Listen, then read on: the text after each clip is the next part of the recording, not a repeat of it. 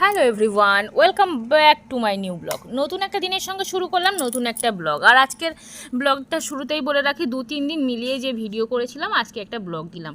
তো সকাল থেকে উঠে দেখি ঝমঝম করে বৃষ্টি পড়ছে, আর এদিকে আমি রান্না চাপিয়েছি।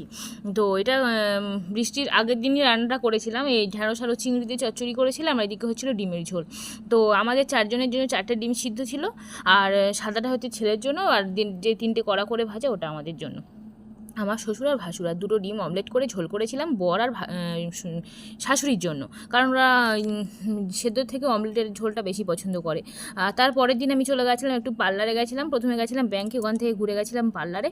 তো পার্লারে একজন চুল কাটছিল, তাই আমি একটু বসেছিলাম আর বসে বসে ভিডিওটা নিচ্ছিলাম, আর পেছনে মাসিমাটা কেমন করে তাকাচ্ছিল, ভাবছিল হয়তো ওনাকে আমি ভাইরাল করে দিচ্ছি। যাই হোক, এবার